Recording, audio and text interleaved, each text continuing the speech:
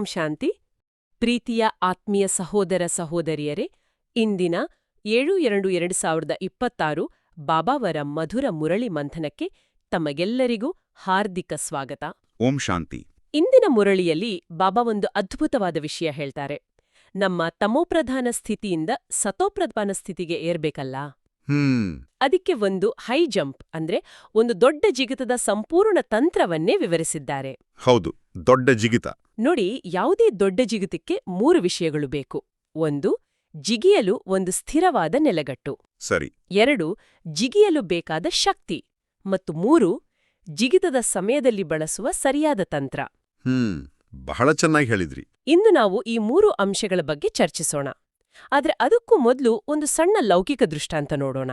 ಹೇಳಿ. ಒಬ್ಬ ವಿದ್ಯಾರ್ಥಿ ಅವನ ಜೀವನದ ಅತಿ ಮುಖ್ಯವಾದ ಪರೀಕ್ಷೆಗೆ ತಯಾರಿ ಮಾಡ್ತಿದ್ದಾನೆ. ಆ ಪರೀಕ್ಷೆ ಅವನ ಭವಿಷ್ಯವನ್ನೇ ನಿರ್ಧರಿಸುತ್ತೆ. ಆ ಸಮಯದಲ್ಲಿ ಅವನ ಯಶಸ್ಸು ಯಾವುದರ ಮೇಲೆ ನಿಂತಿರುತ್ತೆ? ನಿಸ್ಸಂದೇಹವಾಗಿ ಅವನ ಏಕಾಗ್ರತೆಯ ಮೇಲೆ. ಅವನ ಬುದ್ಧಿ ಸ್ಥಿರವಾಗಿರಬೇಕು. ಹೌದು. ಒಂದು ವೇಳೆ ಅವನ ಬುದ್ಧಿ ಸ್ನೇಹಿತರ ಕಡೆ, ಮನೆಯ ಚಿಂತೆಗಳ ಕಡೆ ಅಥವಾ ಬೇರೆ ಎಲ್ಲಾದ್ರೂ ಹೋದ್ರೆ ಅವನು ದಿನವಿಡೀ ಪುಸ್ತಕ ಹಿಡಿದು ಕುಳಿತರೂ ಜ್ಞಾನ ಬುದ್ಧಿಯಲ್ಲಿ ನಿಲ್ಲೋದಿಲ್ಲ ಅಲ್ವಾ? ನಿಜ. ಈ ಲೌಕಿಕ ಜ್ಞಾನಕ್ಕೆ ಇಷ್ಟು ಏಕಾಗ್ರತೆ ಬೇಕು ಅಂದ್ರೆ ಇಡೀ ವಿಶ್ವದ ಮಾಲೀಕರನ್ನಾಗಿ ಮಾಡೋ ಜ್ಞಾನವನ್ನ ಧಾರಣೆ ಮಾಡೋಕೆ ನಮ್ಮ ಬುದ್ಧಿಯ ಸ್ಥಿತಿ ಹೇಗಿರ್ಬೇಕು? ಇದನ್ನೇ ಎಂದು ಬಾಬಾ ಎಷ್ಟು ಮಧುರವಾಗಿ ಮುರಳಿಯ ಆರಂಭದಲ್ಲೇ ತಿಳಿಸಿದ್ದಾರೆ. ಮಧುರ ಒಕ್ಕಳೆ, ಬುದ್ಧಿಯಲ್ಲಿ ಒಬ್ಬ ತಂದೆಯ ನೆನಪೇ ಸ್ಥಿರವಾಗಿರ್ಲಿ, ಇದೂ ಸಹ ಅಹೋ ಸೌಭಾಗ್ಯವಾಗಿದೆ ಅಂತ. ಅಹೋ ಸೌಭಾಗ್ಯ, ಆ ಒಂದು ಪದದಲ್ಲೇ ಎಷ್ಟೊಂದು ಆಳವಿದೆ. ಹೌದು. ಬಾಬಾ ಇಲ್ಲಿ ನಮ್ಮ ಜಿಗಿತಕ್ಕೆ ಬೇಕಾದ ಆ ಸ್ಥಿರವಾದ ನೆಲಗಟ್ಟಿನ ಬಗ್ಗೆ ಮಾತಾಡ್ತಿದ್ದಾರೆ. ಜಗತ್ತಿನಲ್ಲಿ ಜನರು ಹಣ, ದೊಡ್ಡ ಪದವಿ, ಒಳ್ಳೆ ಸಂಬಂಧ, ಆರೋಗ್ಯ ಇದನ್ನೆಲ್ಲ ಸೌಭಾಗ್ಯ ಅಂತಾರೆ. ನಿಜ. ಆದ್ರೆ ಬಾಬಾ ಹೇಳ್ತಿದ್ದಾರೆ, ಅದೆಲ್ಲಕ್ಕಿಂತ ಮಿಗಿಲಾದ ಪರಮ ಸೌಭಾಗ್ಯ ಅಂದ್ರೆ ಹೊರಗೆ ಎಂಥದ್ದೇ ಪರಿಸ್ಥಿತಿ ಇರ್ಲಿ, ನಮ್ಮ ಬುದ್ಧಿ ಚಂಚಲವಾಗವೇ ಒಬ್ಬ ತಂದೆಯ ನೆನಪಿನಲ್ಲಿ ಸ್ಥಿರವಾಗಿರೋದು. ಇದೊಂದು ಆಂತರಿಕ ಸ್ಥಿತಿ. ಹೌದು, ಇದೇ ನಮ್ಮ ಪುರುಷಾರ್ಥದ ಅಡಿಪಾಯ. ಮತ್ತು ಈ ಸ್ಥಿತಿಯನ್ನು ತಲುಪೋದು ಎಷ್ಟು ದೊಡ್ಡ ಸವಾಲು ಅಂತ ಬಾಬಾ ತುಂಬಾ ಸುಂದರವಾಗಿ ವಿವರಿಸ್ತಾರೆ. ಹೌದು. ಮಧುಬನದಲ್ಲಿ ಬಾಬಾರವರ ಸಮ್ಮುಖದಲ್ಲೇ ಶರೀರದಿಂದ ಕುಳಿತಿದ್ರೂ ಸಹ ಹೌದು, ಕೆಲವರ ಬುದ್ಧಿ ಪತಿ, ಮಕ್ಕಳು, ವ್ಯವಹಾರದ ಕಡೆಗೆ ಅಲೆದಾಡುತ್ತಿರುತ್ತೆ ಅಂತಾರೆ. ಹೌದು. ಇದು ನನ್ಗೆ ಬಹಳ ಹತ್ರ ಅನ್ಸುತ್ತೆ. ಕೆಲವೊಮ್ಮೆ ನಾವು ಮುರಳಿ ಕೇಳ್ತಾ ಕೂತಿರ್ತೀವಿ, ಆದ್ರೆ ಮನಸ್ಸು ನಾಳೆಯ ಕೆಲ್ಸದ ಬಗ್ಗೆ, ನಿನ್ನೆಯ ಘಟನೆಯ ಬಗ್ಗೆ ಯೋಚನೆ ಮಾಡ್ತಿರುತ್ತೆ. ಖಂಡಿತ. ಆ ಕ್ಷಣದಲ್ಲಿ ಅದನ್ನ ಮತ್ತೆ ಎಳೆದು ತರೋದೇ ಒಂದು ದೊಡ್ಡ ಪುರುಷಾರ್ಥ. ಖಂಡಿತವಾಗಿಯೂ. ಬಾಬಾ ಹೇಳ್ತಾರೆ, ಆ ರೀತಿ ಅಲೆದಾಡೋ ಬುದ್ಧಿಯನ್ನ ಕೇಂದ್ರೀಕರಿಸಿ ಇಡೀ ಸಮಯ ಒಬ್ಬ ಶಿವತಂದೆಯ ನೆನಪಿನಲ್ಲಿ ಸ್ಥಿರವಾಗಿ ಇಡುದೇ ಅಹೋ ಸೌಭಾಗ್ಯ ಅಂತ. ಯಾಕಂದ್ರೆ ಆ ಸ್ಥಿರವಾದ ನೆನಪಿನಿಂದಲೇ ಅತೀಂದ್ರಿಯ ಸುಖದ ಅನುಭವ ಆಗೋದು. ಅತೀಂದ್ರಿಯ ಸುಖ. ಹೌದು. ನಾವು ಸಾಮಾನ್ಯವಾಗಿ ಸುಖವನ್ನ ಹೊರಗಿನ ವಿಷಯಗಳಿಗೆ ಜೋಡಿಸ್ತೀವಿ. ಒಳ್ಳೆ ಸಿನಿಮಾ ನೋಡೋದು, ರುಚಿಯಾದ ಊಟ ಮಾಡೋದು. ಹೌದು. ಅದೆಲ್ಲ ಇಂದ್ರಿಯಗಳ ಮೂಲಕ ಸಿಗೋದು. ಹೌದು. ಅದೆಲ್ಲ ಕ್ಷಣಿಕ ಸುಖ. ಅದೇ ಅತೀಂದ್ರಿಯ ಸುಖ ಅದಕ್ಕಿಂತ ಪೂರ್ತಿ ಬೇರೆ. ಓಹೋ. ಯಾವುದೇ ಹೊರಗಿನ ಕಾರಣವಿಲ್ಲದೆ ಕೇವಲ ತಂದೆಯ ನೆನಪಿನಲ್ಲಿ ಮನಸ್ಸು ಶಾಂತವಾದಾಗ ಒಳಗಿನಿಂದಲೇ ಹೊಮ್ಮುವ ಒಂದು ಸ್ಥಿರವಾದ, ಆಳವಾದ ಆನಂದ ಇದು. ಅಂದ್ರೆ ಹೊರಗೆ ಎಷ್ಟೇ ಬಿರುಗಾಳಿ ಇದ್ರೂ ಒಳಗೆ ದೀಪ ಸ್ಥಿರವಾಗಿ ಉರಿತಿರೋ ಹಾಗೆ. ನಿಖರವಾಗಿ. ಈ ಸುಖವನ್ನ ಅನುಭವಿಸೋಕೆ ಬುದ್ಧಿಯು ಒಂದೆಡೆ ಸ್ಥಿರವಾಗಿರಲೇಬೇಕು. ಹಾಗಾದ್ರೆ ಈ ಸ್ಥಿರವಾದ ನೆನಪೇ ನಮ್ಮ ಜಿಗಿತಕ್ಕೆ ಬೇಕಾದ ದೃಢವಾದ ನೆಲಗಟ್ಟು. ಹೌದು. ಈಗ ಈ ನೆಲಗಟ್ಟಿನ ಮೇಲೆ ನಿಂತು ಜಿಗಿಯಲು ಬೇಕಾದ ಶಕ್ತಿ ಎಲ್ಲಿಂದ ಬರುತ್ತೆ? ಈ ಬಗ್ಗೆ ಬಾಬಾ ಇಂದಿನ ಮುರಳಿಯಲ್ಲಿ ಒಂದು ಅದ್ಭುತವಾದ ಪ್ರಶ್ನೆ ಕೇಳಿದ್ದಾರೆ. ಏನು ಪ್ರಶ್ನೆ? ಯಾವ ಮಕ್ಕಳಿಗೆ ಸರ್ವೀಸಿನ ಉತ್ಸಾಹವಿರುವುದೋ ಅವರ ಚಿಹ್ನೆಗಳೇನು? ಅಂದ್ರೆ ನಿಸ್ವಾರ್ಥ ಸೇವೆಯೇ ಆ ಶಕ್ತಿ ಅಂತ ಬಾಬಾ ಹೇಳ್ತಿದ್ದಾರೆ. ಹೌದು. ಮತ್ತು ಬಾಬಾ ಆ ಚಿಹ್ನೆಗಳನ್ನ ಒಂದೊಂದಾಗಿ ವಿವರಿಸ್ತಾರೆ. ಮೊದಲನೇ ಚಿಹ್ನೆ, ಅವರು ಬಾಯಿಂದ ಜ್ಞಾನವನ್ನು ತಿಳಿಸದೇ ಇರಲು ಸಾಧ್ಯವಿಲ್ಲ. ಇದು ಒತ್ತಾಯದಿಂದ ಅಥವಾ ಕರ್ತವ್ಯ ಅಂತ ಮಾಡೋ ಸೇವೆ ಅಲ್ಲ. ಬದಲಾಗಿ ಜ್ಞಾನದ ಖಜಾನೆ ಅವರಲ್ಲಿ ಎಷ್ಟು ತುಂಬಿ ತುಳುಕ್ತಿರುತ್ತೆ ಅಂದ್ರೆ ಅದು ಸಹಜವಾಗಿ ಹೊರಗೆ ಬರುತ್ತೆ. ಅಂದ್ರೆ ನೀರಿಂದ ತುಂಬಿದ ಮೋಡ ಮಳೆ ಸುರಿಸದೇ ಇರಲು ಸಾಧ್ಯವೇ ಇಲ್ಲ ಅನ್ನೋ ಹಾಗೆ. ಅದೇ ಹಾಗೆಯೇ ಜ್ಞಾನದಿಂದ ಸಂಪನ್ನವಾದ ಆತ್ಮ ಜ್ಞಾನವನ್ನು ಹಂಚದೇ ಇರಲು ಸಾಧ್ಯವೇ ಇಲ್ಲ. ಆ ಮೋಡದ ಹೋಲಿಕೆ ಬಹಳ ಪ್ರಬಲವಾಗಿದೆ. ಯಾಕಂದ್ರೆ ಮೋಡ ಮಳೆ ಸುರಿಸುವಾಗ ಅದು ನಾನ್ ಉಪಕಾರ ಮಾಡ್ತಿದ್ದೀನಿ ಅಂತ ಅನ್ಕೊಳ್ಳೋದಿಲ್ಲ. ಅದು ಅದರ ಸಹಜ ಸ್ವಭಾವ. ನಿಜ. ಹಾಗೆಯೇ ಜ್ಞಾನಿ ಆತ್ಮದ ಸೇವೆ ಕರ್ತವ್ಯ ಅಥ್ವಾ ಉಪಕಾರ ಆಗದೆ ಸಹಜ ಸ್ವರೂಪ ಆಗ್ಬೇಕು ಅಂತ ಬಾಬಾ ಹೇಳ್ತಾ ಇದ್ದಾರೆ. ನಿಖರವಾಗಿ ಅದು ನಮ್ಮ ಅಸ್ತಿತ್ವದ ಒಂದು ಭಾಗ ಆಗ್ಬೇಕು. ಎರಡನೆಯ ಚಿಹ್ನೆ ಇನ್ನೂ ಆಳವಾಗಿದೆ. ಬಾಬಾ ಹೇಳ್ತಾರೆ, ಅವರು ಆತ್ಮಿಕ ಸೇವೆಯಲ್ಲಿ ತಮ್ಮ ಮೂಳೆಗಳನ್ನು ಸ್ವಾಹ ಮಾಡುತ್ತಾರೆ. ಇಲ್ಲಿ ದದೀಚಿ ಋಷಿಯ ದೃಷ್ಟಾಂತವನ್ನು ಕೊಟ್ಟಿದ್ದಾರೆ. ಈ ಮೂಳೆಗಳನ್ನು ಸ್ವಾಹ ಮಾಡುವುದು ಅಂತ ಕೇಳಿದಾಗ ಮೊದಲು ಶಾರೀರಿಕ ಪರಿಶ್ರಮದ ಚಿತ್ರಣ ಬರುತ್ತೆ. ಆದ್ರೆ ಬಾಬಾ ಹೇಳ್ತಿರೋದು ಅದಕ್ಕಿಂತ ಸೂಕ್ಷ್ಮವಾದ ವಿಷಯದ ಬಗ್ಗೆ ಅಲ್ವಾ? ಖಂಡಿತ. ಬಾಬಾರವರ ಈ ಮಾತು ಕೇವಲ ಆಧ್ಯಾತ್ಮಿಕ ತ್ಯಾಗದ ಬಗ್ಗೆ ಅಲ್ಲ, ಇದೊಂದು ಶಕ್ತಿಯುತವಾದ ಮನೋವೈಜ್ಞಾನಿಕ ತಂತ್ರ. ಓಹೋ. ಇಲ್ಲಿ ಮೂಳೆ ಅಂದ್ರೆ ಕೇವಲ ಈ ಶರೀರವಲ್ಲ, ನಮ್ಮ ಹಳೆಯ ಸಂಸ್ಕಾರಗಳು, ನಮ್ಮ ದೇಹಾಭಿಮಾನ, ಆರಾಮದ ಬಯಕೆ ಮತ್ತು ಎಲ್ಲಕ್ಕಿಂತ ಮುಖ್ಯವಾಗಿ ನಮ್ಮ ಅಹಂಕಾರ, ಇವೆಲ್ಲವೂ ನಮ್ಮ ಆತ್ಮಿಕ ಅಸ್ತಿತ್ವದ ಮೂಳೆಗಳಿದ್ದಂತೆ. ಇವುಗಳನ್ನ ಈಶ್ವರೀಯ ಸೇವೆಯ ಯಜ್ಞದಲ್ಲಿ ಸಂಪೂರ್ಣವಾಗಿ ಸ್ವಾಹ ಮಾಡುವುದೇ ನಿಜವಾದ ಸೇವೆ. ಅಂದ್ರೆ ನಾನು ಸೇವೆ ಮಾಡ್ತಿದ್ದೀನಿ, ನನ್ನಿಂದಾಗಿ ಈ ಕೆಲ್ಸ ಆಯ್ತು ಅನ್ನೋ ಭಾವನೆಯನ್ನೇ. ಹೌದು, ಆ ಕರ್ತೃತ್ವ ಭಾವವನ್ನೇ ಸಂಪೂರ್ಣವಾಗಿ ತೆಗೆದುಹಾಕೋದು. ಆದ್ರೆ ಇದನ್ನ ಆಚರಣೆಯಲ್ಲಿ ತರೋದು ಹೇಗೆ? ಆ ನಾನು ಅನ್ನೋ ಭಾವನೆ ಬಹಳ ಪ್ರಬಲವಾಗಿರುತ್ತೆ. ಹೌದು. ಆರೋಗ್ಯಕರವಾದ ಸ್ವಾಭಿಮಾನಕ್ಕೂ ಸೇವೆಯಲ್ಲಿ ಅಡ್ಡಿಯಾಗೋ ಈ ಅಹಂಕಾರಕ್ಕೂ ಇರೋ ವ್ಯತ್ಯಾಸವನ್ನ ನಾವು ಹೇಗೆ ಗುರುತಿಸೋದು? ಬಹಳ ಮುಖ್ಯವಾದ ಪ್ರಶ್ನೆ. ಯಾವಾಗ ನಾವು ಆ ಹಳೇ ನಾನು ಅನ್ನೋದನ್ನೇ ಯಜ್ಞಕ್ಕೆ ಹಾಕ್ತೀವೋ, ಆಗ ಸೇವೆಗೆ ಪ್ರತಿಫಲ ಅಥವಾ ಮನ್ನಣೆಯ ಅಪೇಕ್ಷೆ ಸಹಜವಾಗಿಯೇ ಇರೋದಿಲ್ಲ. ಓಹೋ. ಅಲ್ಲಿ ಸ್ವಾಭಿಮಾನ ಇರುತ್ತೆ, ಆದ್ರೆ ಅಹಂಕಾರ ಇರೋದಿಲ್ಲ. ಸ್ವಾಭಿಮಾನ ಅಂದ್ರೆ ಆತ್ಮಿಕ ಸ್ವರೂಪದ ಅರಿವು. ಅಹಂಕಾರ ಅಂದ್ರೆ ದೇಹ ಮತ್ತು ತನ್ನ ಕಾರ್ಯದ ಮೇಲಿನ ಅಭಿಮಾನ. ಕೆಲವೊಮ್ಮೆ ನಾವು ಸ್ಥೂಲ ಸೇವೆ ಮಾಡ್ತೀವಿ, ಉದಾಹರಣೆಗೆ ಭೋಜನ ತಯಾರಿಸೋದು. ಅದು ಸೇವೆಯೇ. ಆದರೆ ಬಾಬಾ ಇಲ್ಲಿ ಆತ್ಮಿಕ ಸೇವೆಯ ಮಹತ್ವ ಹೇಳ್ತಿದ್ದಾರೆ. ಅಲ್ಲಿ ನಮ್ಮ ಹಳೆಯ ಸ್ವರೂಪವನ್ನೇ ಬಲಿದಾನ ಮಾಡಬೇಕಾಗುತ್ತೆ. ಅಂದ್ರೆ ಸೇವೆಯ ಮೂಲಕ ನಮ್ಮ ಹಳೆಯ ಸಂಸ್ಕಾರಗಳನ್ನೇ ಪರಿವರ್ತನೆ ಮಾಡ್ಕೊಳ್ಳೋದು. ಹೌದು. ಈಗ ಮೂರನೇ ಚಿಹ್ನೆಗೆ ಬರೋಣ. ಬಾಬಾ ಹೇಳ್ತಾರೆ, ಅವರಿಗೆ ಆತ್ಮಿಕ ಜ್ಞಾನವನ್ನು ತಿಳಿಸುವುದರಲ್ಲಿ ಬಹಳ ಖುಷಿ ಇರ್ತದೆ. ಖುಷಿಯಲ್ಲಿಯೇ ನರ್ತಿಸ್ತಿರ್ತಾರೆ. ಹೌದು. ಇದು ಸೇವೆಯ ಫಲ ಮತ್ತು ಸೇವೆಯ ವಿಧಾನ ಎರಡೂ ಆಗಿದೆ. ಹೇಗೆ? ಸೇವೆ ಒಂದು ಹೊರೆಯಾಗಬಾರದು, ಅದು ಉತ್ಸವ ಆಗಬೇಕು. ನಿಸ್ವಾರ್ಥ ಸೇವೆ ಆತ್ಮವನ್ನ ಅಪಾರವಾದ ಖುಷಿಯಿಂದ ತುಂಬುತ್ತೆ. ಮತ್ತು ಆ ಖುಷಿಯೇ ಬೇರೆಯವರನ್ನ ಆಕರ್ಷಿಸುತ್ತೆ. ದುಃಖಿ, ಮುಖ ಬಾಡಿದ ಆತ್ಮ ಇನ್ನೊಬ್ಬರಿಗೆ ಸುಖದ ದಾರಿ ತೋರ್ಸೋಕ್ ಹೇಗೆ ಸಾಧ್ಯ? ನಿಜ. ಸೇವೆಯ ಖುಷಿಯಲ್ಲಿ ನರ್ತಿಸೋ ಆತ್ಮದ ಮಾತು, ದೃಷ್ಟಿ, ವಾಯುಮಂಡಲ ಎಲ್ಲವೂ ಬೇರೆಯವರಿಗೆ ಶಕ್ತಿ ಕೊಡುತ್ತೆ. ಇದು ಒಂಥರ ಆಯಾಸ್ಕಾಂತದ ಹಾಗೆ ಅಲ್ವಾ? ಹೌದು. ಯಾರೂ ಕೂಡ ಒಬ್ಬ ದುಃಖಿ ವ್ಯಾಪಾರಿಯಿಂದ ಸಂತೋಷ ಅನ್ನೋ ವಸ್ತುವನ್ನ ಕೊಂಡುಕೊಳ್ಳೋಕೆ ಇಷ್ಟಪಡೋದಿಲ್ಲ. ಹಾ, ಸರಿ. ನಮ್ಮ ಸ್ಥಿತಿಯೇ ನಾವು ಕೊಡೋ ಜ್ಞಾನಕ್ಕೆ ಅತಿ ದೊಡ್ಡ ಪ್ರಮಾಣಪತ್ರ. ಖಂಡಿತ. ಮತ್ತು ಕೊನೆಯದಾಗಿ ನಾಲ್ಕನೇ ಚಿಹ್ನೆ, ಅವರು ತಮಗಿಂತಲೂ ಹಿರಿಯರಿಗೆ ಬಹಳ ಗೌರವ ಕೊಡ್ತಾರೆ, ಅವರಿಂದ ಕಲಿತಿರ್ತಾರೆ. ಹೌದು. ಎಲ್ಲಿ ನಿಜವಾದ ಸೇವೆಯ ಉತ್ಸಾಹ ಇರುತ್ತೋ ಅಲ್ಲಿ ನಿರಹಂಕಾರಿತೆ ಖಂಡಿತವಾಗಿಯೂ ಇರುತ್ತೆ. ಇದು ಅರ್ಥ ಆಗತ್ತೆ. ಆದ್ರೆ ಕೆಲವೊಮ್ಮೆ ಸೇವೆಯಲ್ಲಿ ಹೊಸ ಆಲೋಚನೆಗಳನ್ನ ತರಲು ಹೋದಾಗ ಹಿರಿಯರು ಹೇಳಿದಂತೆ ಮಾಡಬೇಕು ಅನ್ನೋ ಭಾವನೆ ಹೊಸತನಕ್ಕೆ ಅಡ್ಡಿಯಾಗೋದಿಲ್ವಾ? ಆ ಗೌರವ ಮತ್ತು ಕುರುಡು ಅನುಕರಣೆಯ ನಡುವಿನ ಸೂಕ್ಷ್ಮ ವ್ಯತ್ಯಾಸವನ್ನ ನಾವು ಹೇಗೆ ಗುರುತಿಸೋದು? ಅತ್ಯಂತ ಪ್ರಾಯೋಗಿಕವಾದ ಪ್ರಶ್ನೆ. ಬಾಬಾ ಇಲ್ಲಿ ಹೇಳ್ತಿರೋ ಗೌರವ ಇದೆಯಲ್ಲ, ಅದು ಕಲಿಯುವ ಮನೋಭಾವದ ಸಂಕೇತ. ಓಹೋ. ನಿಜವಾದ ಸೇವಾಧಾರಿ ತನಗೆಲ್ಲ ಗೊತ್ತು ಅಂತ ಯಾವತ್ತೂ ಅಂದುಕೊಳ್ಳೋದಿಲ್ಲ.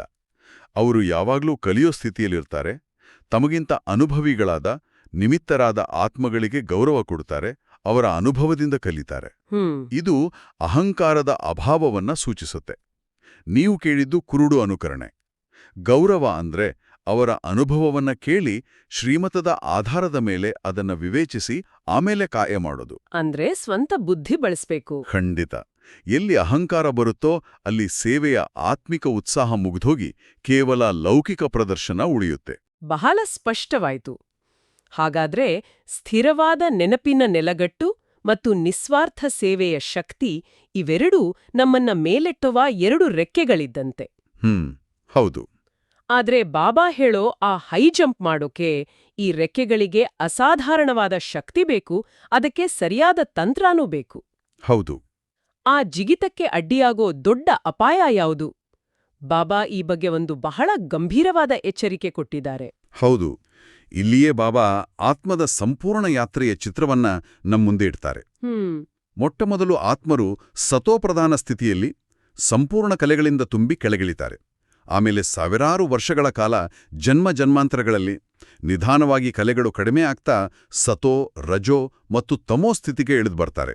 ಇದು ಬಹಳ ನಿಧಾನಗತಿಯ ಪತನ. ಹೌದು. ಆದ್ರೆ ಈಗ ಈ ಸಂಗಮಯುಗದ ಕೊನೆಯಲ್ಲಿ ಆ ರೀತಿ ನಿಧಾನವಾಗಿ ಮೆಟ್ಟಿಲುಗಳನ್ನ ಏರೋಕೆ ಸಮಯವಿಲ್ಲ. ಅದಕ್ಕಾಗಿಯೇ ಬಾಬಾ ಹೈ ಜಂಪ್ ಅನ್ನೋ ಪದ ಬಳಸಿದ್ದಾರೆ. ನಾವು ತಮೋಪ್ರಧಾನದಿಂದ ಒಂದೇ ಜಿಗಿತದಲ್ಲಿ ಸತೋಪ್ರಧಾನರಾಗಬೇಕು. ಇದು ಕಲ್ಪನೆ ಮಾಡೋಕು ಕಷ್ಟವಾದ ಸವಾಲು. ಖಂಡಿತ. ಮತ್ತು ಈ ದೊಡ್ಡ ಜಿಗಿತಕ್ಕೆ ಅಸಾಧಾರಣವಾದ ಶಕ್ತಿ ಮತ್ತು ಪರಿಶುದ್ಧವಾದ ತಂತ್ರ ಬೇಕು. ಆ ಶಕ್ತಿ ಮತ್ತು ತಂತ್ರ ಎರಡೂ ಒಂದೇ ಮೂಲದಿಂದ ಬರುತ್ತೆ. ಬಾಬಾ ಸ್ಪಷ್ಟವಾಗಿ ಹೇಳ್ತಾರೆ, ಅದುವೇ ಪವಿತ್ರತೆ. ತಂದೆಯ ನಿರಂತರ ನೆನಪು ಮತ್ತು ಪವಿತ್ರತೆ, ಈ ಎರಡೂ ಆಧಾರಗಳು. ಪವಿತ್ರತೆಯ ಶಕ್ತಿ ಇಲ್ಲದೆ ಈ ಜಿಗಿತ ಅಸಾಧ್ಯ. ಮತ್ತು ಇದೇ ಸಂದರ್ಭದಲ್ಲಿ ಬಾಬಾ ಒಂದು ಅತ್ಯಂತ ಗಂಭೀರವಾದ ಮೈ ಜುಮ್ಮೆನ್ನುವಂತಹ ಎಚ್ಚರಿಕೆ ಕೊಡ್ತಾರೆ. ಕಾಮದ ಪೆಟ್ಟು ಬಿದ್ರೆ ಒಮ್ಮೆಲೆ ಪುಡಿಪುಡಿಯಾಗಿ ಬಿಡುತ್ತಾರೆ, ಮೂಳೆಗಳು ಪುಡಿಪುಡಿಯಾಗ್ತವೆ. ಈ ಮಾತುಗಳನ್ನ ಕೇಳುವಾಗ್ಲೇ ಒಂಥರ ಭಯ ಮತ್ತು ಎಚ್ಚರಿಕೆಯ ಭಾವನೆ ಮೂಡುತ್ತೆ. ಹೌದು, ಇದು ಅಷ್ಟು ಗಂಭೀರವಾದ ವಿಷಯ. ಪುಡಿ ಅಂದ್ರೆ ಕೇವಲ ಮೆಟ್ಟಿಲಿನಿಂದ ಜಾರಿ ಬೀಳೋದಲ್ಲ. ಮತ್ತೆ ಇದರ ಅರ್ಥ ಇಷ್ಟು ಸಮಯದಿಂದ ಮಾಡಿದ ಪುರುಷಾರ್ಥ, ಜ್ಞಾನದ ಧಾರಣೆ, ಸೇವೆಯ ಮೂಲಕ ಜಮೆಯಾದ ಪುಣ್ಯದ ಖಾತೆ ಎಲ್ಲವೂ ಒಂದೇ ಕ್ಷಣದಲ್ಲಿ ಶೂನ್ಯವಾಗ್ಬಿಡುತ್ತೆ. ಅಬ್ಬಾ! ಕಾಮವಿಕಾರ ಆತ್ಮದ ಶಕ್ತಿಯನ್ನ ಸಂಪೂರ್ಣವಾಗಿ ನಾಶ ಮಾಡುತ್ತೆ. ಅದು ಆತ್ಮವನ್ನ ಏರುತ್ತಿದ್ದ ಏಣಿಯಿಂದ ಕೆಳಗೆ ತಳ್ಳಿ ಚಕ್ನಾಚೂರ್ ಮಾಡಿಬಿಡುತ್ತೆ. ಅದಕ್ಕೆ ಬಾಬಾ ಪದೇ ಹೇಳುತ್ತಾರೆ, ಈ ಅಂತಿಮ ಜನ್ಮದಲ್ಲಿ ಪವಿತ್ರರಾಗಿ, ಇದರಿಂದ ಪವಿತ್ರ ಪ್ರಪಂಚದ ಮಾಲೀಕರಾಗುವಿರಿ. ಇದು ಕೇವಲ ಒಂದು ಆಯ್ಕೆಯಲ್ಲ, ಇದು ಅನಿವಾರ್ಯವಾದ ಮಾರ್ಗ. ಹೌದು. ಸ್ಪಷ್ಟವಾಯ್ತು. ಹಾಗಾದ್ರೆ ಪವಿತ್ರತೆಯೇ ಈ ಜಿಗಿತಕ್ಕೆ ಬೇಕಾದ ತಂತ್ರ ಮತ್ತು ಅಡಿಪಾಯ. ನಾವು ನೆಲಗಟ್ಟು, ಶಕ್ತಿ ಮತ್ತು ತಂತ್ರದ ಬಗ್ಗೆ ಮಾತಾಡಿದ್ವಿ. ಆದ್ರೆ ಈ ಸಂಪೂರ್ಣ ಯಂತ್ರವನ್ನ ಚಲಾಯಿಸೋ ಇಂಧನ ಯಾವುದು? ಸ್ಥಿರವಾದ ನೆನಪು, ನಿಸ್ವಾರ್ಥ ಸೇವೆ, ಜ್ಞಾನದ ಧಾರಣೆ ಮತ್ತು ಪವಿತ್ರತೆ, ಇವೆಲ್ಲವನ್ನೂ ಒಟ್ಟಿಗೆ ಹಿಡಿದಿಡೋ ಶಕ್ತಿ ಯಾವುದು? ಎಲ್ಲದಕ್ಕೂ ಮೂಲಾಧಾರ ತಂದೆ ಮೇಲಿರುವ ನಿಷ್ಕಲ್ಮಶ, ನಿಸ್ವಾರ್ಥ ಪ್ರೀತಿ. ಹೌದು. ಬಾಬಾ ಮುರಳಿಯ ಕೊನೆಯಲ್ಲಿ ಹೇಳ್ತಾರೆ, ಎಲ್ಲದಕ್ಕಿಂತ ಒಳ್ಳೆಯ ಮಾತೇನೆಂದರೆ ನೀವು ಮಕ್ಕಳಿಗೆ ತಂದೆಯ ಜೊತೆ ಬಹಳ ಪ್ರೀತಿ ಇರಬೇಕು. ಎಲ್ಲಿ ಪ್ರೀತಿ ಇರುತ್ತೋ ಅಲ್ಲಿ ನೆನಪು ಸಹಜವಾಗುತ್ತೆ. ಪರಿಶ್ರಮ ಅನ್ಸೋದಿಲ್ಲ. ಸೇವೆ ಆನಂದ ಆಗುತ್ತೆ ಮತ್ತು ಧಾರಣೆ ಸ್ವಾಭಾವಿಕ ಆಗುತ್ತೆ. ಪವಿತ್ರತೆಯ ಪಾಲನೆ ಕಷ್ಟ ಅನ್ಸೋದಿಲ್ಲ. ಪ್ರೀತಿಯೇ ಈ ಸಂಪೂರ್ಣ ಯಾತ್ರೆಯ ಇಂಧನ. ಪ್ರೀತಿ ಇಲ್ಲದಿದ್ದರೆ ನೆನಪು ಒಂದು ಕರ್ತವ್ಯ ಆಗತ್ತೆ, ಸೇವೆ ಭಾರ ಆಗುತ್ತೆ, ಪವಿತ್ರತೆ ಒಂದು ಬಂಧನ ಅನಿಸುತ್ತೆ. ಮತ್ತು ಇದೇ ಪ್ರೀತಿಯ ಆಧಾರದ ಮೇಲೆ ಧಾರಣೆಯ ಮಹತ್ವವನ್ನ ಸಹ ಅರ್ಥ ಮಾಡ್ಕೊಳ್ಬೇಕು. ಬಾಬಾ ಕೇವಲ ಮುರಳಿ ಕೇಳಿದ್ರೆ ಸಾಲ್ದು, ಧಾರಣೆ ಮಾಡ್ಬೇಕು ಅಂತ ಒತ್ತಿ ಹೇಳ್ತಾರೆ. ನಿಜ. ಧಾರಣೆ ಅಂದ್ರೆ ಜ್ಞಾನದ ಪ್ರತಿಯೊಂದು ಅಂಶವೂ ನಮ್ಮ ಸ್ವರೂಪ ಆಗೋದು. ಅಂದ್ರೆ ನಮ್ಮ ಮಾತಿನಲ್ಲಿ, ಕರ್ಮದಲ್ಲಿ. ಹೌದು, ನಮ್ಮ ಸಂಸ್ಕಾರಗಳಲ್ಲಿ ಕಾಣಿಸ್ಬೇಕು. ಧಾರಣೆಯು ಜ್ಞಾನ ಕೇಳೋದು ಮತ್ತು ಸೇವೆ ಮಾಡೋದರ ನಡುವಿನ ಸೇತುವೆ ಇದ್ದಾಗೆ. ಓಹೋ! ಧಾರಣೆ ಇಲ್ಲದೆ ಕೇಳಿದ ಜ್ಞಾನ ಬುದ್ಧಿಯಿಂದ ಜಾರಿಯೋಗುತ್ತೆ ಮತ್ತು ಮಾಡೋ ಸೇವೆಯಲ್ಲಿ ಶಕ್ತಿ ಇರೋದಿಲ್ಲ. ಪ್ರೀತಿಯಿಂದ ಕೇಳಿದಾಗ ಮಾತ್ರ ಧಾರಣೆ ಸಾಧ್ಯ. ಖಂಡಿತ. ಮತ್ತು ಆ ಪ್ರೀತಿಯಿಂದಲೇ ನಾವು ಜ್ಞಾನಧನವನ್ನ ದಾನ ಮಾಡೋಕೆ ಪ್ರೇರಿತರಾಗ್ತೀವಿ. ಬಾಬಾ ಹೇಳಿದ ಹಾಗೆ ಎಷ್ಟು ದಾನ ಮಾಡುವಿರೋ ಅಷ್ಟು ಸೇರ್ತಾ ಹೋಗುವವು. ಹೌದು, ಲೌಕಿಕ ಧನ ಖರ್ಚು ಮಾಡಿದ್ರೆ ಕಡಿಮೆ ಆಗುತ್ತೆ. ಆದರೆ ಜ್ಞಾನಧನವನ್ನ ಎಷ್ಟು ಹಂಚುತ್ತೇವೆಯೋ ಅಷ್ಟು ನಮ್ಮ ಖಜಾನೆ ವೃದ್ಧಿಯಾಗುತ್ತೆ. ಹೌದು, ಇದು ಈಶ್ವರೀಯ ಜ್ಞಾನದ ಅದ್ಭುತ ನಿಯಮ. ಸೇವೆ ಮಾಡದಿದ್ರೆ ಧಾರಣೆ ಹೇಗಾಗುತ್ತೆ? ದಾನ ಮಾಡೋದ್ರಿಂದಲೇ ನಮ್ಮ ಧಾರಣೆ ಪಕ್ಕಾ ಆಗೋದು. ಪ್ರೀತಿಯಿಂದ ತುಂಬಿದ ಆತ್ಮ ಸಹಜವಾಗಿಯೇ ಜ್ಞಾನವನ್ನು ಹಂಚುತ್ತೆ ಮತ್ತು ಹಂಚಿದಷ್ಟು ಅದರ ಪ್ರೀತಿ ಮತ್ತು ಜ್ಞಾನದ ಖಜಾನೆ ಹೆಚ್ಚುತ್ತಲೇ ಹೋಗುತ್ತೆ. ಹಾಗಾದ್ರೆ ಇಂದಿನ ಮುರಳಿಯ ಸಂಪೂರ್ಣ ಸಾರಾಂಶವನ್ನ ಹೈ ಜಂಪ್ನ ದೃಷ್ಟಿಕೋನದಲ್ಲಿ ನೋಡೋದಾದ್ರೆ, ನಮ್ಮೆಲ್ಲ ಪುರುಷಾರ್ಥದ ಮೂಲ ಮತ್ತು ಗುರಿ ಎರಡೂ ತಂದೆಯ ಸ್ಥಿರವಾದ ಮತ್ತು ಪ್ರೀತಿಪೂರ್ಣವಾದ ನೆನಪೇ ಆಗಿದೆ. ಹೌದು, ಅದೇ ನಮ್ಮ ಸ್ಥಿರವಾದ ನೆಲಗಟ್ಟು. ನಿಸ್ವಾರ್ಥ ಸೇವೆ ಮತ್ತು ಪವಿತ್ರತೆ ನಮ್ಮನ್ನು ಮೇಲಕ್ಕೆ ಜಿಗಿಯುವಂತೆ ಮಾಡೋ ಶಕ್ತಿ ಮತ್ತು ತಂತ್ರ. ಮತ್ತು ಇವೆಲ್ಲವನ್ನು ಸಾಧ್ಯವಾಗಿಸೋ ಮೂಲ ಇಂಧನವೇ ತಂದೆಯ ಮೇಲಿರುವ ಪ್ರೀತಿ. ಇದೇ ನಮ್ಮ ನಿಜವಾದ ಅಹೋ ಸೌಭಾಗ್ಯ. ಖಂಡಿತವಾಗಿ. ಉಳಿದೆಲ್ಲವೂ ಸೇವೆ, ಧಾರಣೆ, ಪವಿತ್ರತೆ ಎಲ್ಲವೂ ಆ ಒಂದು ಪ್ರೀತಿಪೂರ್ಣ ಸ್ಥಿರವಾದ ನೆನಪಿನಿಂದ ಸಹಜವಾಗಿ ಪ್ರಾಪ್ತಿಯಾಗುವ ಫಲಗಳು. ಬಹಳ ಅದ್ಭುತವಾದ ಮಂಥನವಾಯಿತು. ಇಂದು ಕೇಳುಗರಿಗೆ ಮಾವು ಕೊಡುವ ಚಿಂತನೆಯ ಪ್ರೇರಣೆಯೇನು? ಇಂದು ಇಡೀ ದಿನ ನಮ್ಮ ಬುದ್ಧಿ ಎಲ್ಲೆಲ್ಲಿ ಅಲೆದಾಡುತ್ತೆ ಅನ್ನೋದನ್ನ ಸಾಕ್ಷಿಯಾಡಿ ಗಮನಿಸೋಣ. ಅದು ಲೌಕಿಕ ಚಿಂತೆಗಳ ಕಡೆಗೆ ಹೋಗುತ್ತಾ, ವ್ಯರ್ಥ ಸಂಕಲ್ಪಗಳ ಕಡೆಗೆ ಹೋಗುತ್ತಾ, ಅಥವಾ ದೇಹಭಾನದ ಕಡೆಗೆ ಹೋಗುತ್ತಾ ಅಂತ ನೋಡೋಣ. ಸರಿ. ಪ್ರತಿ ಬಾರಿ ಅದು ತಂದೆಯಿಂದ ದೂರ ಹೋದಾಗ ನಿರಾಶೆಗೊಳ್ಳದೆ ಅಥವಾ ಒತ್ತಡಕ್ಕೆ ಒಳಗಾಗದೆ ಅದನ್ನೊಂದು ಅವಕಾಶ ಅಂತ ಭಾವಿಸೋಣ. ಅತ್ಯಂತ ಪ್ರೀತಿಯಿಂದ ಮೃದುವಾಗಿ ಅದನ್ನ ಮರಳಿ ತಂದೆಯ ನೆನಪಿಗೆ ಜೋಡಿಸೋ ಅಭ್ಯಾಸ ಮಾಡೋಣ. ನೆನಪಿನ ಸ್ನಾಯುವನ್ನು ಬಲಪಡಿಸಿದ ಹಾಗೆ. ಹೌದು, ಅದೇ. ಈ ಒಂದು ಸರಳ ಅಭ್ಯಾಸ ನಮ್ಮ ಅಹೋ ಸೌಭಾಗ್ಯದ ಬಾಗಿಲನ್ನು ಹೇಗೆ ತೆರೆಯುತ್ತೆ ಅನ್ನೋದನ್ನ ಅನುಭವಿಸೋಣ. ಧಾರಣೆಯ ಮೊದಲನೇ ಅಂಶ, ಸದಾ ಆತ್ಮಿಕ ಸೇವೆಯಲ್ಲಿ ತತ್ಪರರಾಗಿರಬೇಕು, ಜ್ಞಾನಧನದ ದಾನ ಮಾಡಿ ಖುಷಿಯಲ್ಲಿ ನರ್ತಿಸಬೇಕು. ಇದು ಕೇಳೋಕೆ ಎಷ್ಟು ಸ್ಫೂರ್ತಿದಾಯಕವಾಗಿದಲ್ವಾ? ಹೌದು. ಆದ್ರೆ ನನ್ನ ಮನಸ್ಸಲ್ಲಿ ಒಂದು ಪ್ರಶ್ನೆ ಬಂತು. ಸದಾ ತತ್ಪರ ಮತ್ತೆ ಖುಷಿಯಲ್ಲಿ ನರ್ತಿಸೋದು ನಮ್ಮ ಮೂಡ್ ಚೆನ್ನಾಗಿದ್ದಾಗ ಇದು ಸುಲಭ. ನಿಜ. ಆದ್ರೆ ನಾವು ಸೇವೆ ಮಾಡೋಕ್ ಹೋದಾಗ, ಯಾರಾದ್ರೂ ನಮ್ಮ ಮಾತಿಗೆ ಬೆಲೆ ಕೊಡದಿದ್ದಾಗ ಅಥವಾ ನಮ್ಗೆ ಗೌರವ ಸಿಗದಿದ್ದಾಗ ಆ ಖುಷಿಯನ್ನ, ಆ ತತ್ಪರತೆಯನ್ನ ಕಾಪಾಡಿಕೊಳ್ಳೋದು ಹೇಗೆ? ಅದೇ ಅಲ್ವಾ ನಿಜವಾದ ಸವಾಲು. ಖಂಡಿತ. ನೀವು ಬಹಳ ಪ್ರಾಯೋಗಿಕವಾದ ಪ್ರಶ್ನೆಯನ್ನೇ ಕೇಳಿದಿರಿ. ಮುರಳಿಯ ಆಳ ಇರೋದೇ ಇಲ್ಲಿ ನೋಡಿ. ಖುಷಿ ಅನ್ನೋದು ಹೊರಗಿನ ಪ್ರತಿಕ್ರಿಯೆಯಿಂದ ಬರೋದಲ್ಲ, ಅದು ನಮ್ಮ ಒಳಗಿನ ಸ್ಥಿತಿಯ ಫಲ. ಓಹೋ. ಮುರಳಿಯಲ್ಲಿ ಸ್ಪಷ್ಟವಾಗಿ ಹೇಳಿದರೆ, ಯಾರಿಗೆ ಜ್ಞಾನದ ಧಾರಣೆ ಸರಿಯಾಗಿ ಆಗಿರುತ್ತೋ ಅವರಿಗೆ ಸೇವೆಯ ಉತ್ಸಾಹ ತಾನಾಗೇ ಇರುತ್ತೆ ಅಂತ. ಅಂದ್ರೆ ನಮ್ಮ ಪಾತ್ರ ತುಂಬಿದ್ರೆ? ಹೌದು, ಅದು ಸಹಜವಾಗಿ ಹರಿಯತ್ತೆ. ಬೇರೆಯವರು ಅದನ್ನ ಸ್ವೀಕರಿಸ್ತಾರೋ ಇಲ್ವೋ ಅದು ಎರಡನೇ ವಿಷಯ. ನಮ್ಮ ಕೆಲ್ಸ ಕೊಡೋದು. ಆ ಕೊಡುವುದರಲ್ಲೇ ಸುಖ ಇದೆ ಅಂತ. ಅದೇ, ಅದನ್ನೇ ಖುಷಿಯ ನರ್ತನ ಅಂತ ಹೇಳಿರೋದು. ಸರಿ ಸರಿ. ಇದೇ ಸಂದರ್ಭದಲ್ಲಿ ಇನ್ನೊಂದು ಮಾತು ಬರುತ್ತೆ. ರುಹಾನಿ ಸೇವೆಯಲ್ಲಿ ತಮ್ಮ ಮೂಳೆಯನ್ನು ಸ್ವಾಹ ಮಾಡ್ತಾರೆ ಅಂತ. ಹೌದು. ಇದು ಕೇಳೋಕೆ ಸ್ವಲ್ಪ ತೀವ್ರವಾಗನ್ಸುತ್ತೆ. ದದೀಚಿ ಋಷಿಯ ಉದಾಹರಣೆಯೂ ಇದೆ. ಆದ್ರೆ ಆತ್ಮಿಕ ಸೇವೆಯಲ್ಲಿ ಮೂಳೆ ಸ್ವಾಹ ಮಾಡೋದು ಅಂದ್ರೆ ಅದರ ನಿಜವಾದ ಅರ್ಥ ಏನು? ಹೌದು, ದಧೀಚಿ ಋಷಿ ಲೋಕ ಕಲ್ಯಾಣಕ್ಕೆ ತಮ್ಮ ಭೌತಿಕ ಮೂಳೆಗಳನ್ನೇ ದಾನ ಮಾಡಿದ್ರು. ಆದ್ರೆ ಇಲ್ಲಿ ಬಾಬಾ ಹೇಳ್ತಿರೋದು ನಮ್ಮ ಸೂಕ್ಷ್ಮ ಅಸ್ತಿತ್ವದ ಬಗ್ಗೆ. ಸೂಕ್ಷ್ಮ ಅಸ್ತಿತ್ವ. ಇಲ್ಲಿ ಮೂಳೆ ಅಂದ್ರೆ ನಮ್ಮ ಅತಿ ಹಳೆಯ ಗಟ್ಟಿಯಾದ ಸಂಸ್ಕಾರಗಳು. ನಮ್ಮ ಹಳೆಯ ಸಂಸ್ಕಾರಗಳ? ಹೌದು. ನಮ್ಮ ನಾನು ಅನ್ನೋ ಅಹಂಕಾರ, ನನ್ಗೆ ಆರಾಮ್ ಬೇಕು ಅನ್ನೋ ದೇಹ ಅಭಿಮಾನ, ನನ್ನದೇ ಸರಿ ಅನ್ನೋ ಹಠ, ಇವೆಲ್ಲ ನಮ್ಮ ವ್ಯಕ್ತಿತ್ವದ ಮೂಳೆಗಳಿದ್ದಾಗೆ. ಓ, ಈಗ ಅರ್ಥ ಆಯ್ತು. ಇವುಗಳನ್ನ ಈಶ್ವರೀಯ ಸೇವೆಯ ಯಜ್ಞದಲ್ಲಿ ಸಮರ್ಪಣೆ ಮಾಡೋದೇ ನಿಜವಾದ ಸ್ವಾಹ. ಅಂದ್ರೆ ಕೇವಲ ಬಾಯಿಂದ ಜ್ಞಾನ ಹೇಳೋದಷ್ಟೇ ಅಲ್ಲ. ಖಂಡಿತ ಅಲ್ಲ. ನಮ್ಮ ಶಾಂತ ಮತ್ತು ಶೀತಲ ವೃತ್ತಿಯ ಮೂಲಕ, ನಮ್ಮ ಸಹನಶೀಲತೆಯ ಮೂಲಕ ಸೇವೆ ಮಾಡೋದು. ಅದಕ್ಕೆ ಶಬ್ದಗಳೇ ಬೇಕಾಗಿಲ್ಲ. ಅದೇ ನಿಜವಾದ ಮೂಳೆಯ ಸೇವೆ. ಅದ್ಭುತ. ಈಗ ಸ್ಪಷ್ಟವಾಯಿತು. ಹಾಗಾದ್ರೆ ನಮ್ಮ ಪೆಟ್ಟಿಗೆಯ ಎರಡನೇ ಸಾಧನಕ್ಕೆ ಬರೋಣ. ಧಾರಣೆಯ ಎರಡನೇ ಅಂಶ. ತಂದೆಯು ಯಾವ ಜ್ಞಾನದ ಖಜಾನೆಯನ್ನು ಕೊಡುತ್ತಾರೆಯೋ ಅದರಿಂದ ತಮ್ಮ ಜೋಳಿಗೆಯನ್ನು ತುಂಬಿಸ್ಕೋಬೇಕಾಗಿದೆ, ನೋಟ್ಸ್ ಬರಿಬೇಕಾಗಿದೆ. ಹೌದು. ಇಲ್ಲಿ ನಂದೊಂದು ಸಣ್ಣ ಸಂಶಯ. ಇವತ್ತಿನ ಫಾಸ್ಟ್ ಜಗತ್ನಲ್ಲಿ ಮುರಳಿ ಕೇಳೋಕೆ ಟೈಮ್ ಮಾಡ್ಕೊಳ್ಳೋದೇ ಕಷ್ಟ. ಇನ್ನು ನೋಟ್ಸ್ ಬರೆಯೋದು, ಚಿಂತನೆ ಮಾಡೋದು ಇದೆಲ್ಲ ಸ್ವಲ್ಪ ಹೆಚ್ಚುವರಿ ಕೆಲಸ ಅನ್ಸಲ್ವಾ? ಚೆನ್ನಾಗಿ ಗಮನ ಕೊಟ್ಟು ಕೇಳಿದ್ರೆ ಸಾಲದೆ. ಇದು ಸಹಜವಾದ ಪ್ರಶ್ನೆ. ಆದ್ರೆ ನೋಟ್ಸ್ ಬರೆಯೋದ್ರ ಹಿಂದಿನ ವಿಜ್ಞಾನವನ್ನ ನಾವು ಅರ್ಥ ಮಾಡ್ಕೊಳ್ಬೇಕು. ವಿಜ್ಞಾನ? ಹೌದು. ಮುರಳಿಯಲ್ಲಿ ಒಂದು ಎಚ್ಚರಿಕೆ ಇದೆ. ಒಂದೆರಡು ಸಲ ಧಾರಣೆ ಆಗದೇ ಇದ್ರೆ ಅದೇ ಅಭ್ಯಾಸ ಆಗ್ಬಿಡುತ್ತೆ ಅಂತ. ಆಗ ಮುರಳಿ ಕೇವಲ ಕಿವಿಗೆ ಬೀಳುತ್ತೆ, ಬುದ್ಧಿಗೆ ತಲುಪೋದಿಲ್ಲ. ಕೇಳೋದು ಮೊದಲ ಹಂತ. ಹೌದು. ಆದ್ರೆ ಬರೆಯೋ ಕ್ರಿಯೆ ಇದೆಯಲ್ಲ, ಅದು ಜ್ಞಾನವನ್ನ ನಮ್ಮ ಉಪಪ್ರಜ್ಞಾ ಮನಸ್ಸಿನಲ್ಲಿ ಸ್ಥಿರಗೊಳಿಸುತ್ತೆ. ಓ. ಅಂದ್ರೆ ಬರವಣಿಗೆಯಲ್ಲೋದು ಕೇವಲ ನೆನಪಿಗಾಗಿ ಅಲ್ಲ, ಅದೊಂದು ಪರಿವರ್ತನೆಯ ತಂತ್ರಜ್ಞಾನ. ಕೇವಲ ಕೇಳುಗನಾಗಿರೋದಕ್ಕೂ ಜ್ಞಾನವನ್ನ ನಮ್ಮ ಅಸ್ತಿತ್ವದ ಭಾಗ ಮಾಡ್ಕೊಳ್ಳೋದಕ್ಕೂ ಇರೋ ವ್ಯತ್ಯಾಸ ಇದೇನಾ? ನಿಖರವಾಗಿ. ಆತ್ಮ ಸಾವಿರಾರು ವರ್ಷಗಳಿಂದ ಪೂರ್ತಿ ಖಾಲಿಯಾದ ಬ್ಯಾಟರಿ ಥರ ಆಗಿದೆ. ಹೌದು. ತಮೋ ಪ್ರಧಾನ ಸ್ಥಿತಿಗೆ ಬಂದಿದೆ.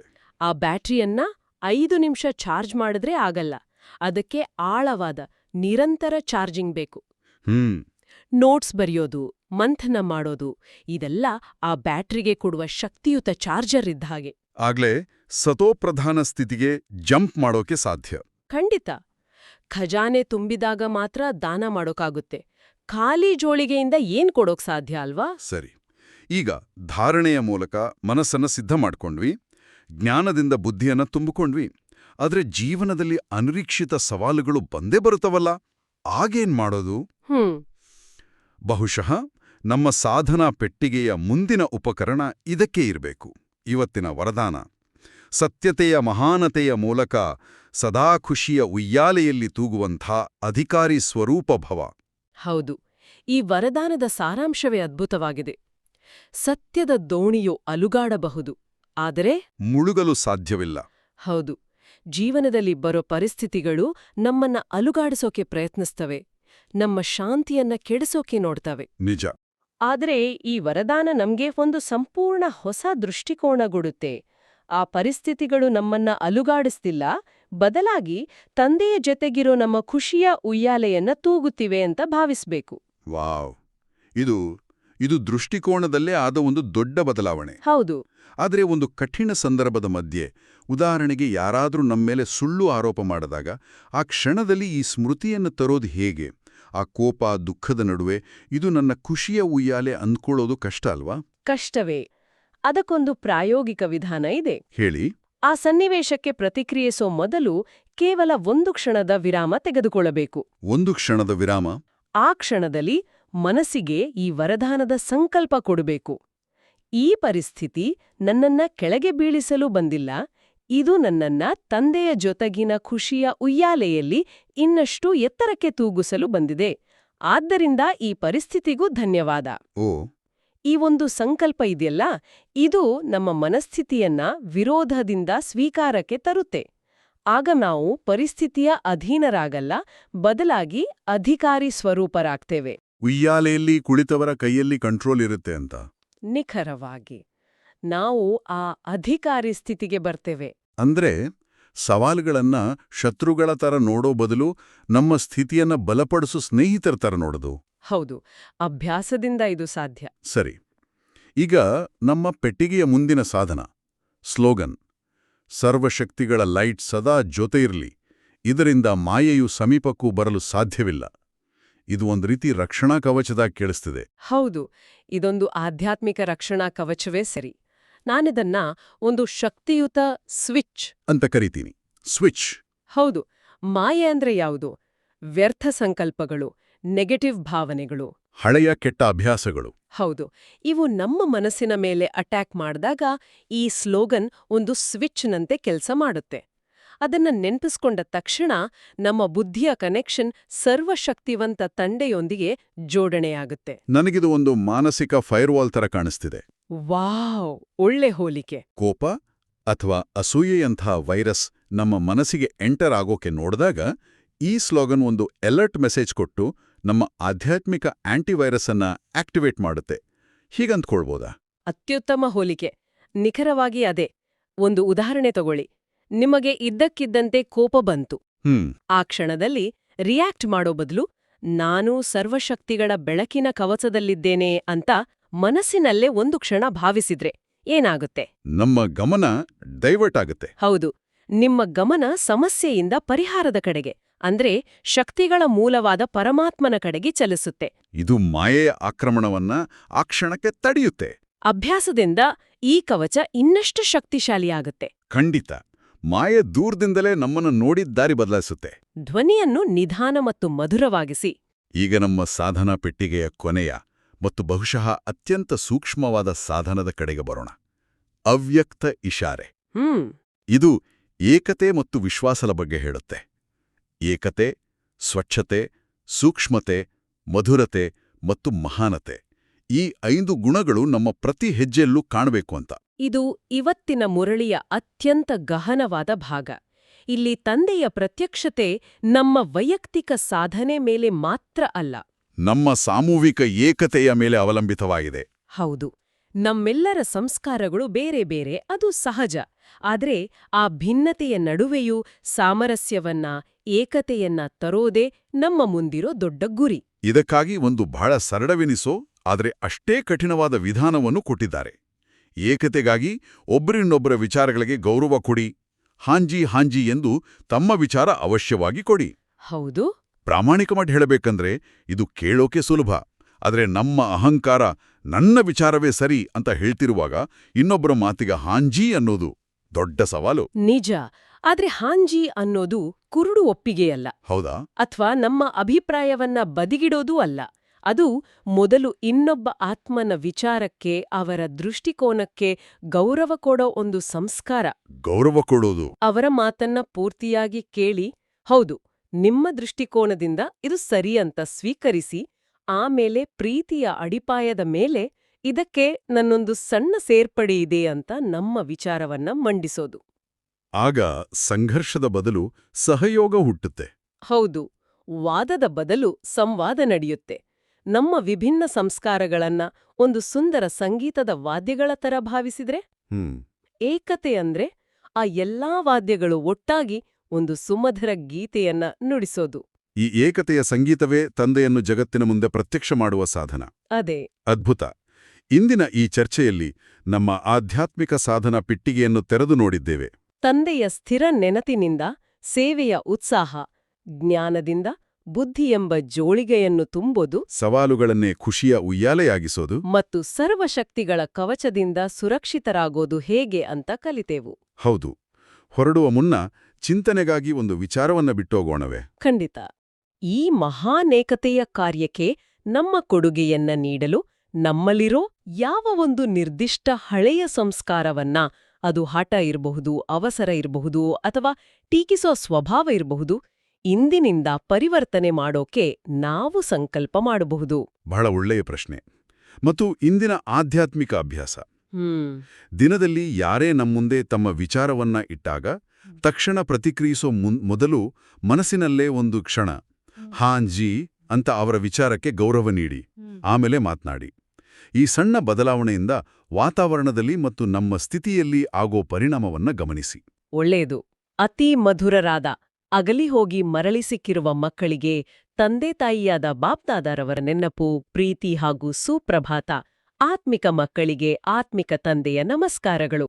ಇಂದಿನ ದಿನವಿಡೀ ನಾವು ಚರ್ಚಿಸಿದ ಈ ಅವ್ಯಕ್ತ ಸ್ಥಿತಿಯನ್ನು ಅನುಭವಿಸಲು ಪ್ರಯತ್ನಿಸೋಣ ಮತ್ತು ಬಾಬಾರವರ ವರದಾನದ ಹಸ್ತ ಸದಾ ನಮ್ಮ ತಲೆಯ ಮೇಲಿದೆ ಎಂಬ ಸ್ಮೃತಿಯಲ್ಲಿರೋಣ. ನಿಜ. ಇಂದಿನ ಈ ಚರ್ಚೆ ಎಲ್ಲರ ಆಧ್ಯಾತ್ಮಿಕ ಪಯಣಕ್ಕೆ ಸಹಕಾರಿಯಾಗಿದೆ ಎಂದು ನಾವು ನಂಬುತ್ತೇವೆ. ಎಲ್ಲರಿಗೂ ಈ ನಮ್ಮ ಮಾತುಕತೆ ಇಷ್ಟವಾದಲ್ಲಿ ದಯವಿಟ್ಟು ಈ ಜ್ಞಾನದ ಅಮೃತವನ್ನು ತಮ್ಮ ಆತ್ಮೀಯರಿಗೂ ಶೇರ್ ಮಾಡಿ. ಹೌದು. ಮತ್ತು ಇಂತಹ ದೈನಂದಿನ ಮುರಳಿ ಮಂಥನಕ್ಕಾಗಿ ನಮ್ಮ ಶಿವವಾಣಿ ಚಾನೆಲ್ ಅನ್ನು ಸಬ್ಸ್ಕ್ರೈಬ್ ಮಾಡಲು ಮರೆಯಬೇಡಿ. ಹಾಗಾದರೆ ನಾಳೆ ಮತ್ತೆ ಭೇಟಿಯಾಗೋಣ. ಅಲ್ಲಿಯವರೆಗೆ ಬಾಬಾರವರ ಸಿಹಿ ನೆನಪಿನಲ್ಲಿರಿ. ಓಂ ಶಾಂತಿ. ಓಂ ಶಾಂತಿ. ಓಂ ಶಾಂತಿ.